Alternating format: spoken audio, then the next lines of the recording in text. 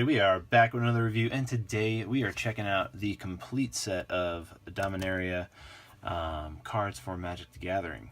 So, in regards to how they lay it out, I do like how they have the encyclopedias that they give you with the fat packs, which it definitely helps. I mean, obviously the numbers are on the bottom of the card, but it visually lays out exactly how the cards are to be organized, because also and it also tells you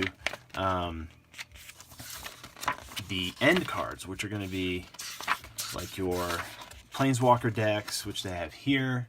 But the one thing they don't include that I wish they did was the token assignment or some kind of token checklist, because they don't actually include that in the encyclopedia, which is a bummer, because you do have, 15 or 16 tokens that you usually get with each set. So, and there's rarities amongst those as well. So that's one thing that is not included inside the player's guide. But these things are awesome, and I really hope that they do continue to include these in the fat packs. So one of the main reasons why I buy the fat packs is to get this, because it's sometimes it's a good combo to basically to get a good collection of the set. If you wanted to get the entire set, would be to basically buy a booster box and then a fat pack, and then you basically will have almost every card if you have pretty decent pulls and it's not total crapshoot out of everything that you pull. You should have most of the set. Now, everything that I got here, except for Teferi, the Planeswalker for the set, and Karn, but I do have placeholders for both of those. I was able to get with just getting a booster box and a fat pack solely. Now, there's also some of these have 4 of each, so I end up putting, when I organize these, I actually do, instead of keep having to go through them to see if I have a 4 set, I do put these dots on the front of the page protectors. Let me know that there's a 4 set of these cards, so I don't have to keep going through to see if I have a 4 set. I just know if there's a dot there, okay, I already have 4 set of that, then the rest can be sold or given to somebody or put into a cube. So that's basically how I did it, and I did organize it the exact way that they have in the encyclopedia here, or the player's guide. So, but we'll just go through and check out some of the cool cards and some of the harder ones that I did have a problem getting. Now, I know I did get a couple, or one of the Lyras. I forgot which one I got a couple of out of the white ones. Was it History of Benelia? No, just one of those two. Not sure which one of the ones. I remember one of the rarer ones I got a couple good pulls on. Shalai, Voice of Plenty, I did get a foil of her, which is pretty sweet. I did like getting a 4 set of the Sarah Angels. That was really nice as well. Urza's Ruinous Blast, that was a very difficult card to pull. I got one of those out of all the packs that I popped. Karn's Temporal Sundering, that was a pretty easy rare to get. That one, we got a couple of those, almost got a 4 set of those. The Dean of Iteration, that was another one. I forgot how many we got ahead. We got 2 of those pulls. That was a pretty fair one. Nauru, that was another super hard one to pull.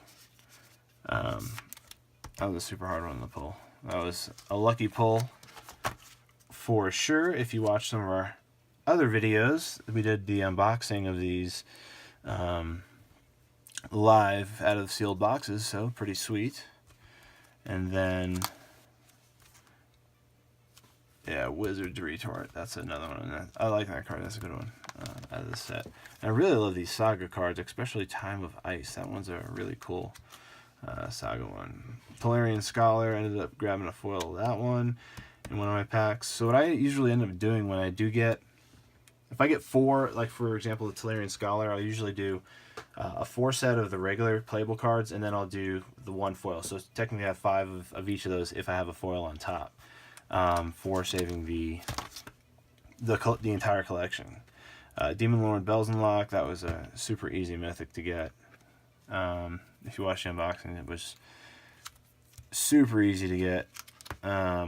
Phyrexian Scriptures, that was a difficult one to get. Lich's Mastery, that was Easy one. When I say easy, it means you get a couple copies of them versus you just getting one. When you pop packs, especially if you pop a small amount of packs. Rite of Bells and Luck, that's a really awesome card. Rat Colony is another one. And then like some cards you might not want to only have a 4 set of. Like for example, Rat Colony. If you ever wanted to build a rat deck, pretty much want to collect as many of those as you can get, because a deck can have any number of cards named Rat Colony. So basically, you can build the entire deck of rats and rat abilities. So that's something that you might not want only 4 of. You might not want to restrict yourself to a 4 set of that only. We go into the Reds. The Reds were super nice with their Saga cards. I really thought they did a really good job on these. And then we got Jaya Ballard. We ended up popping that Planeswalker in one of our videos, so that was really nice. So yeah, again, the reason why, well again, we got to get the entire set of cards right here, and getting this entire set was popped out of just a few purchases, basically, of the actual stuff, the actual boxes that they release, which would be like the Fat Pack, the Booster Box, and the 2 Planeswalker decks, because you get packs with those as well, so that was nice. We got some of the green ones here. Reprinting of the Land of War Elves, really nice. Very easy to get. 4 sets of all the commons, basically. You can basically get the 4 sets of all the commons because they give you so many of them. Some of the green Saga cards were neat as well. Verdant Force, really awesome card. The legendary creature Multani, the Avatar, really awesome card, mythic. Ended up getting that in the unboxing video. It was pretty sweet. Legendary creature Daragaz Reincarnated, awesome. Jorah, Joda, pretty good. We got Muldrotha, the Gravetide. We got a foil mythic of that one. Oath of Teferi. Teferi goes right there. Merfolk Druid. There's Slimefoot, the Stowaway. We got a couple of him. I think he was, yeah, 2 of those. A couple of that guy. We got Tiana.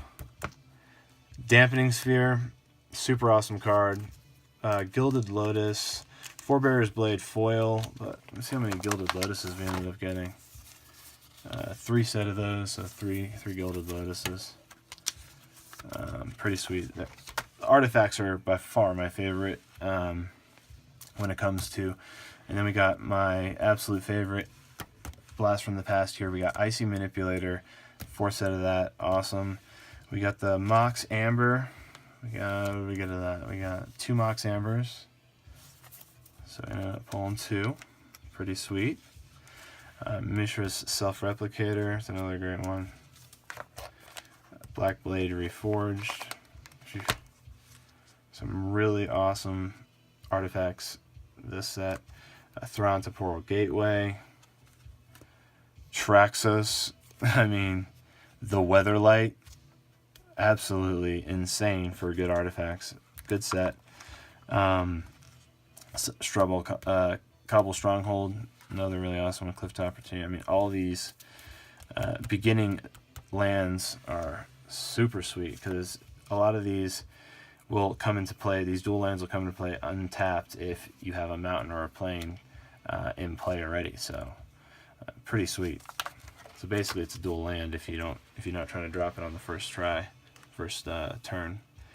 You got some more back here.